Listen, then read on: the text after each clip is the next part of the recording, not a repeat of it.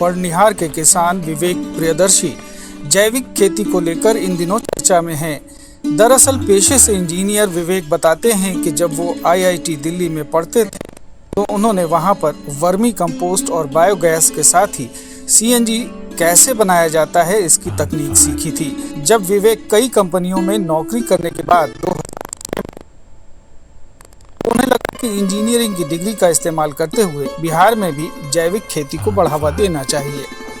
सरकार की जो आज की स्कीम आ रही है गोवर्धन योजना, उस स्कीम के द्वारा अगर देखेंगे तो वहाँ पे जैसे आप देख सकेंगे कि कैसे हम लोग इससे CNG तैयार करते हैं। CNG तैयार करने के बाद जो सबसे ज़्यादा ज़रूरी है कि खेतों के पेस्टिसाइड को दूर करें और कैसे हम लोग बायो कंपोस्ट के द्वारा खेती जो सेंट्रल गवर्नमेंट की है, और वो गोवर्धन योजना मतलब मील का पत्थर साबित हो सकता है रूरल एरिया में, इसलिए क्योंकि लोग अगर उससे गैस निकाल रहे हैं और गैस के बाद बायो कंपोस्ट को अपने खेतों में यूज़ करेंगे जो ऑटोमेटिक होगा ही होगा। इससे बहुत ज़्यादा किसानों को उर्वरा शक्ति मतलब मिल सकती है। गोवर्धन योजना के तहत वो ऊर्जा पर भी निर्भर नहीं रहेंगे और प्लस आपको वर्मी कंपोस्ट और बायो कंपोस्ट पर निर्भरता आएगी। तो यूरिया हम लोग जो यूरिया की किल्लत है, यूरिया से हर एक साल की किल्लत का जो प्रॉब्लम फेस होता है वो फेस खत्म हो जाएगा। फिर विवेक के इस सपने को और पंख तब लगे जब PM मोदी ने साल 2018-19 में गोवर्धन योजना लॉन्च की। इसके तहत पशुओं के गोबर और खेतों के ठोस अपशिष्ट पदार्थ बायोगैस और बायो CNG में परिवर्तित किया जाता है। गोवर्धन योजना का मकसद गांवों को स्वच्छ बनाना, पशुओं और अन्य प्रकार के जैविक अपशिष्ट से अतिरिक्त आय करने के साथ ही ऊर्जा उत्पन्न करना है।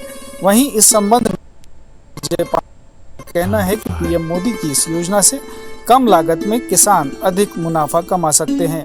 किसानों की इच्छा को जागृत करे। आपने यांत्रिकरण दे दिया सरकार के तरफ से किसानों को, आपने सिंचाई की इतनी सुविधा दे दी, आप बायो कंपोस्ट पर भी खर्च कर रहे हैं। बायो कंपोस्ट आप चलाइए, बायो कंपोस्ट किसानों को उसकी टेक्नोलॉजी दीजिए, किसान बनावे।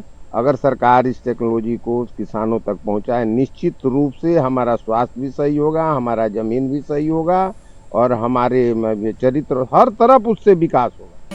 इस संबंध में जिला कृषि पदाधिकारी रजनीकांत प्रवीण राय ने बताया कि राज्य सरकार भी जैविक खेती को बढ़ावा देने के लिए प्रत्येक किसान को 5,000 रुपए का अनुदान दे रही है।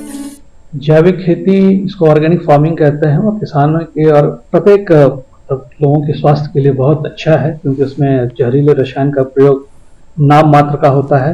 जैविक खेती से स्वास्थ्य के लाभ के साथ साथ आप इसको निर्यात के लिए आपको ऑर्गेनिक सर्टिफिकेशन मिल सकता है और आपके उत्पाद का आपको अच्छा कीमत बाजार से प्राप्त हो सकता है। तो इस साल जैविक प्रोत्साहन योजना हमारे यहाँ आई है। इसमें वर्मी बेड किसानों को देना है और प्रति बेड 5,000 रुपये का अनुदान है और अधिकतम 3 बेड एक किसान को मिल सकता है। उसके लिए ऑनलाइन आवेदन आ चुका है, वो वर्क परमिट जारी कर दिया गया है।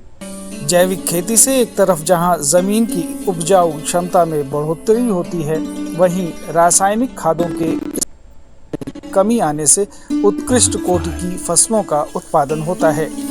बिहार में चौथे कृषि रोड मैप सरकार जैविक खेती के इस्तेमाल पर जोर दे रही है, जिससे किसानों को फसलों और पशुधन के साथ संतुलन बनाए रखने में मदद तो मिलेगी ही, साथ ही किसानों की आय में भी वृद्धि होगी। पश्चिम चंपारण से आशीष कुमार के साथ दूरदर्शन समाचार, पटना। और अब 10 खबरें।